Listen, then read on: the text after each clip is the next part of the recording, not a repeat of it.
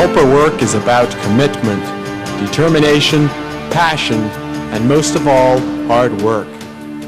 This video was produced to inspire and guide new helpers to a higher level of competition. The reason for doing this video is to just give other people the opportunity that I had. Watch carefully as this video takes you step by step through what it takes to become a trial helper. Instruction that only masters like Chris Carr can provide. We'll begin with sleeve presentation, but first, a quick look at the essential features of your sleeve itself. Quality, lightweight, and comfortable.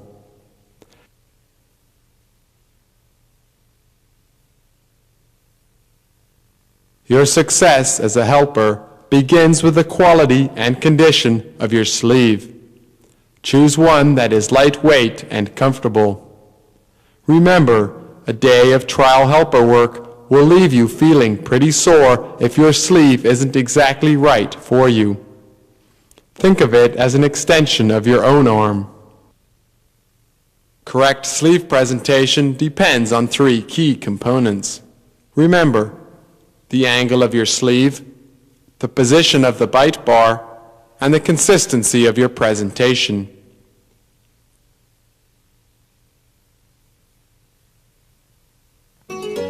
Correct sleeve presentation every time. It may seem easy and somewhat pointless to discuss. However, it is one of the most important aspects of helper work and must become second nature to you, a very important key to your success. When presenting the sleeve for a bite, your sleeve must be held horizontally across your chest. The bite bar must be at a 45-degree angle. This is not as difficult to achieve as it sounds.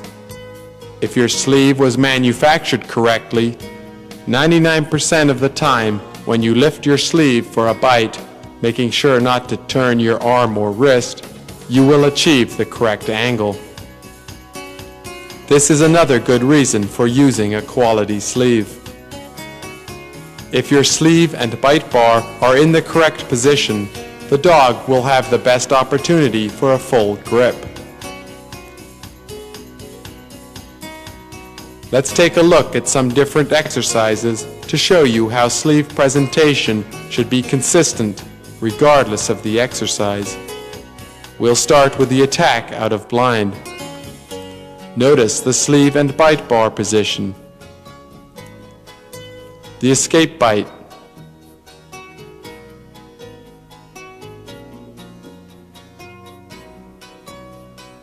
The re-attack.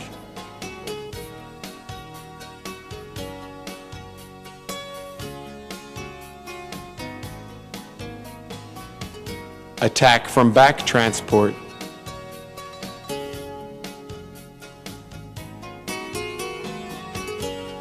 And the courage test.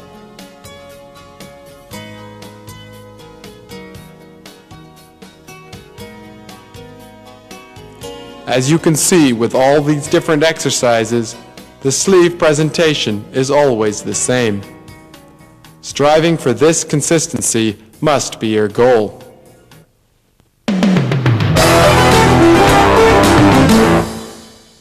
When performing the presence in the blind, there are 4 basic things to remember. It's a matter of ease, eye contact, attention, stance, and expression. Let's tackle the hardest point first, where to fix your eyes. This is really a judgment call that you will have to make at the time. Some dogs lacking drive and focus can be helped if you stare at them. On the other hand, dogs with aggressive tendencies will only become more aggressive if you look straight at them. In this case, focus your eyes just above the dog's head, avoiding direct eye contact. From the judge's point of view, it still appears as if you are holding the dog's gaze. Be patient. Don't look at the judge for signs of approval. This only makes you look insecure. Keep your attention on what you are doing at all times. Don't do what this helper is doing. The dog will come to you soon enough.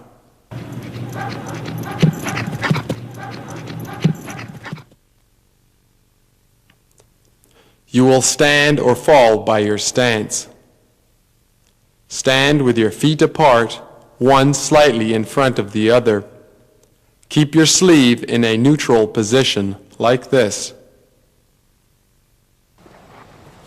A dog coming into the blind will very often jump up and hit you with its front paws. Be ready for its approach so you don't flinch by mistake. Helpers do get nervous when a dog is in their face. You will have to learn to deal with your fear, or you will never make a good helper.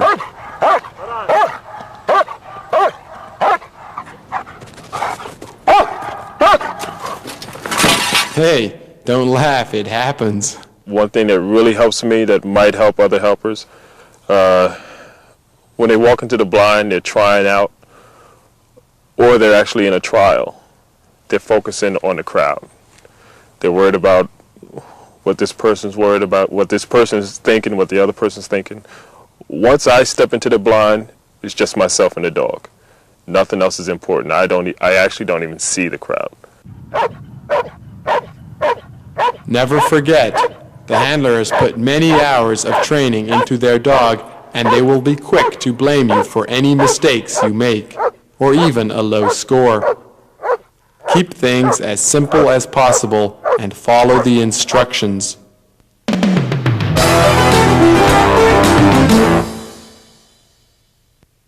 Now let's take a look at the drive. Here are the 3 P's to perfection: position, power, and performance.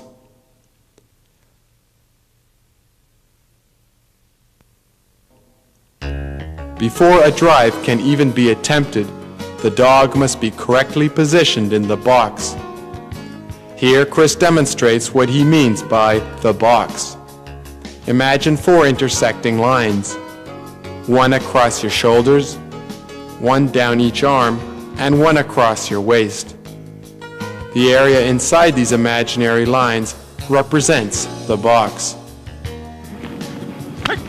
Attention to this box is crucial for the drive to be well executed. Your sleeve must be positioned in this box like we see here.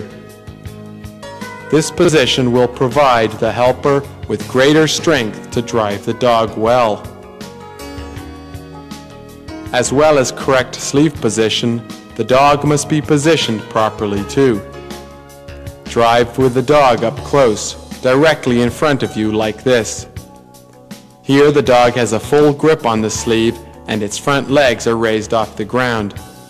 This position gives the helper the most control over the drive. Next, a well-performed drive must have power. Use your posture to channel your strength and energy into the drive. Like these helpers are demonstrating, your body should be in a slightly crouched position with your knees bent. This not only provides a smooth drive, but will also lower your center of gravity, giving more power to your drive. Always direct the drive by pointing your sleeve elbow in the direction you want to drive. Stick hits should be applied on the withers only, no other areas.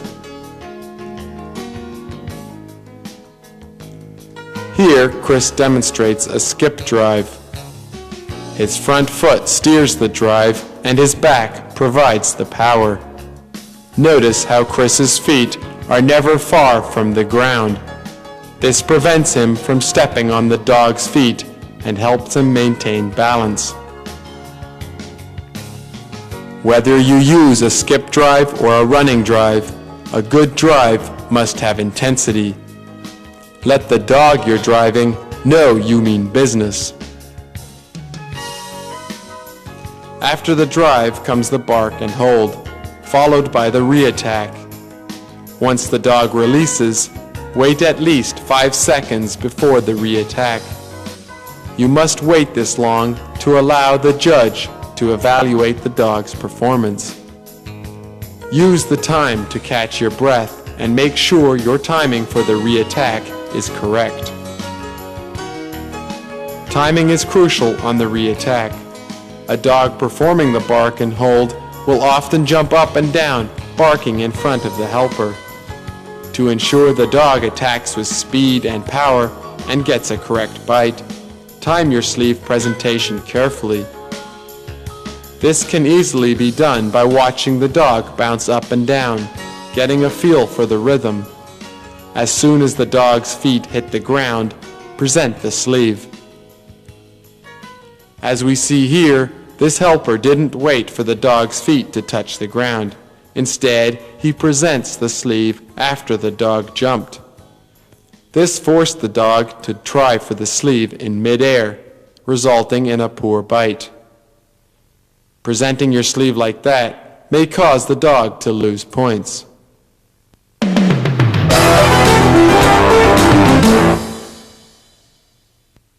When performing the attack out of blind, show your best side.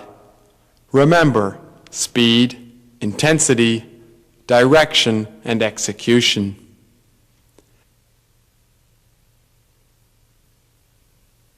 The attack out of the blind is exactly what it says it is, an attack.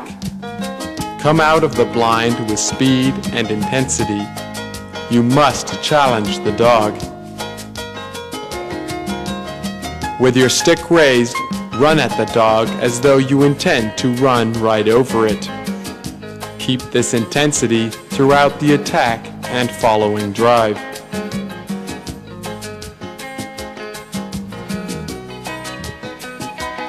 As you see here, Chris turns only at the last second to avoid an impact, then takes the dog straight into a drive.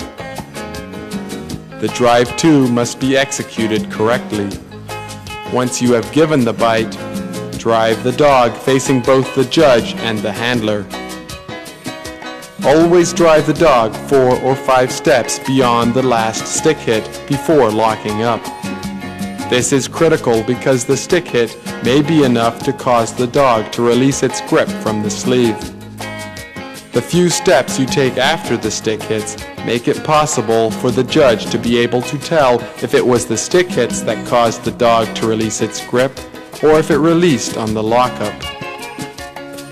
The term lockup is used to describe your posture when you stop.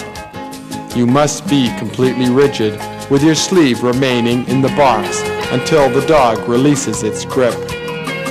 Once the dog releases, relax your sleeve to a neutral position. Lockup must be with strength, and in my opinion, when you lock up, the sleeve can't be way up here. The sleeve has to be relaxed.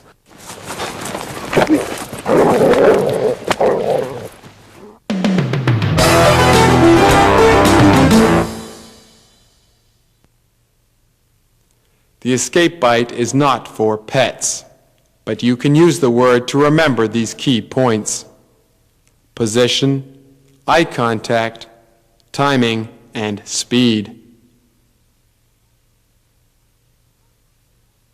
Step out! To carry out the escape bite exercise well, it is important that you are aware of your position in relation to the dogs at all times.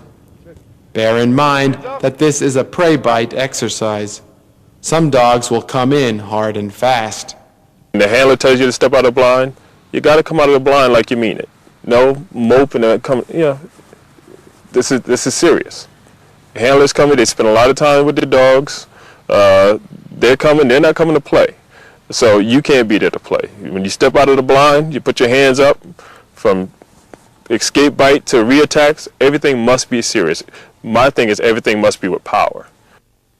Timing is everything. Maintain eye contact at all times so you will be able to judge when the dog will hit, and you can have your sleeve in the correct position for a full bite. If you don't watch the dog, it would be no different than if someone came up behind you and gave you a big push when you were not expecting it.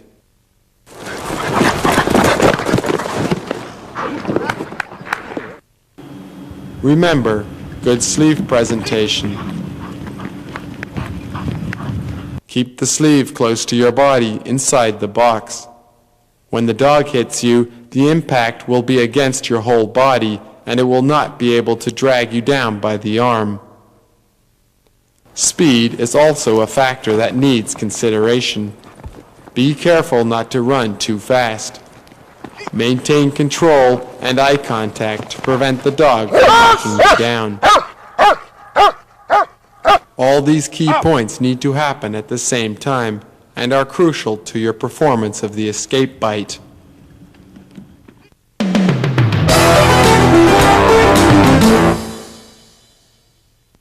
The back transport relies on the same key points as the escape bite.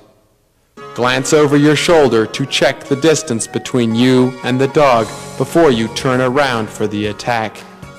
If the dog is too close, you will not have time to present the sleeve properly.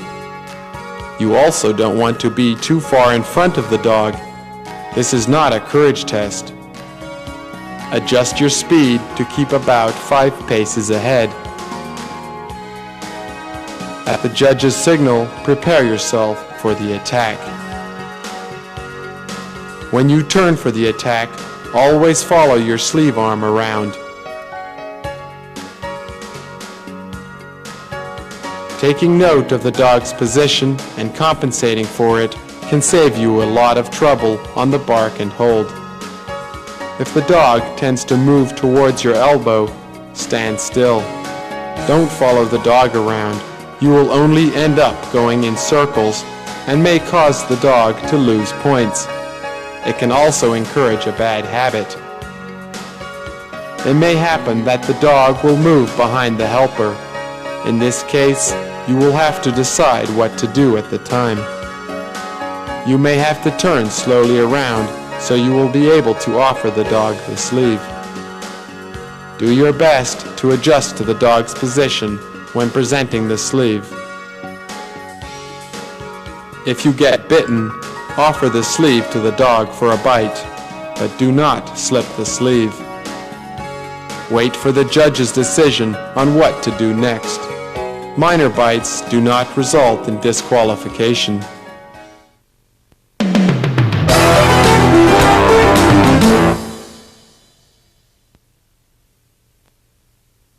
The side transport. For most helpers, this proves to be one of the simpler exercises. However, one thing should be pointed out: arm position. In a trial situation, you can never predict what a dog might do. Therefore, safety is a major consideration with all Schutzhund exercises. To carry out this exercise safely and to avoid unnecessary injuries, the helper should always transport with his unprotected arm on top of the sleeve. This not only minimizes the risk of being bitten, but also enhances your presentation, making you look in control.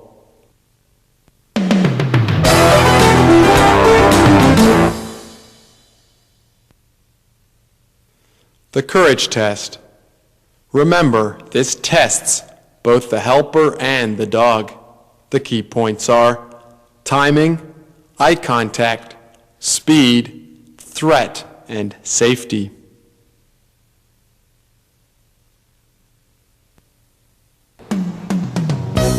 Because the distances traveled by both the helper and the dog are much greater in this exercise than any other, timing becomes more crucial.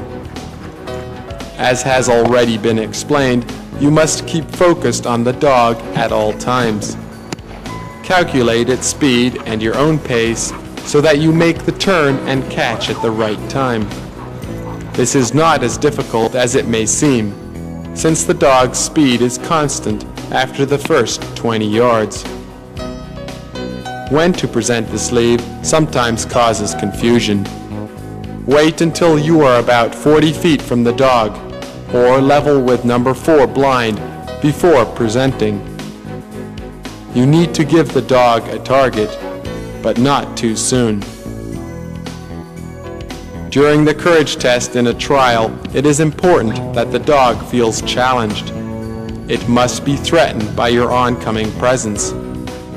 Run in a straight line directly towards the dog, being careful not to veer to the right or to the left.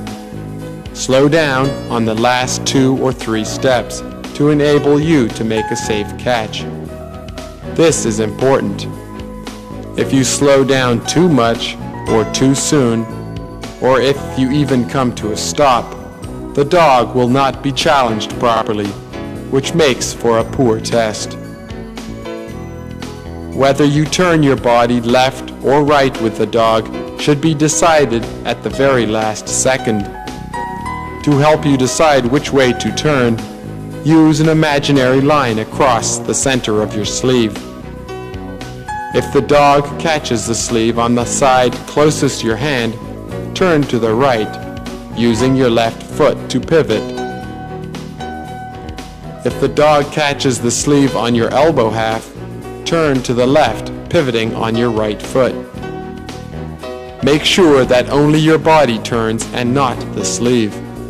The sleeve should remain in the same position you presented it, so the dog is assured a full bite. This critical timing will take practice. You can easily do this by running in place with the sleeve in the presentation position. Have the handler release their dog from a short distance so you can concentrate on timing without worrying about a hard impact. On impact, the dog will often be lifted off the ground. This is okay, but care should be taken not to spin the dog around as we see here. This is seldom necessary and jeopardizes the dog's safety as well as your own.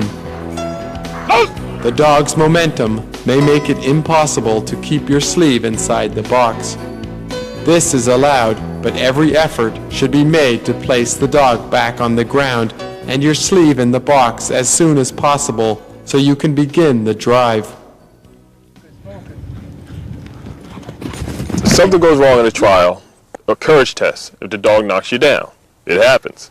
You get right back up, you grab the dog, whatever you're doing, and you drive the dog. You can't stop and say, oops, I made a mistake.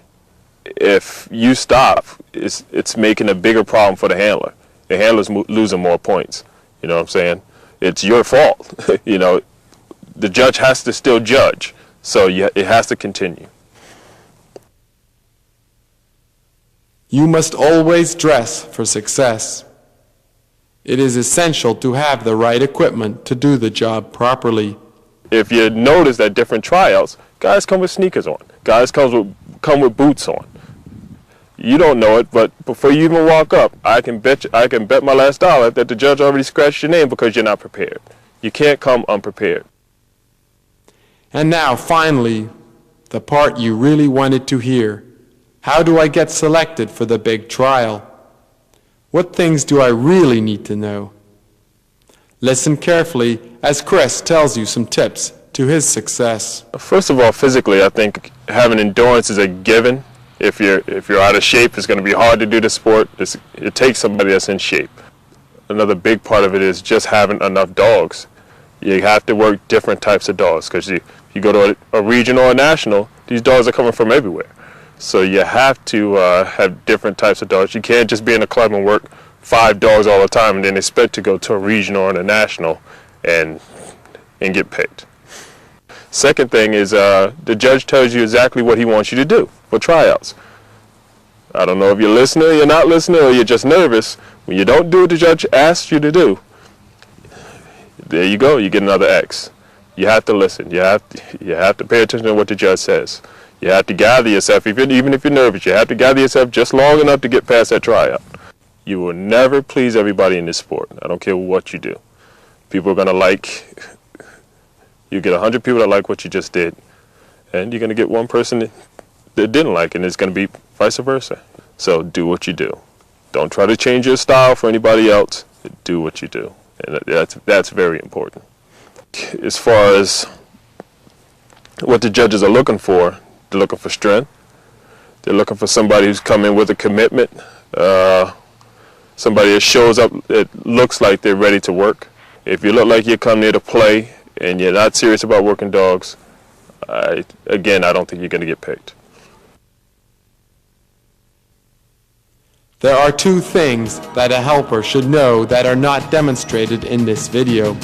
First, field condition.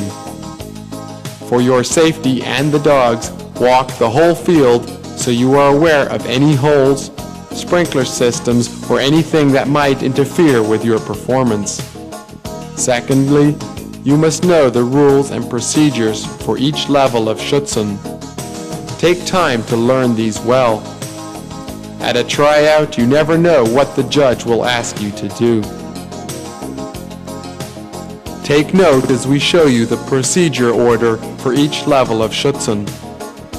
Schutzen 1 starts with a hold and bark, then attack out of blind with 2 stick hits in the blind of the judge's choice, and lockup. Next, courage test. Walk from the blind to the center of the field, turn upfield and run. Catch the dog and drive, then lock up.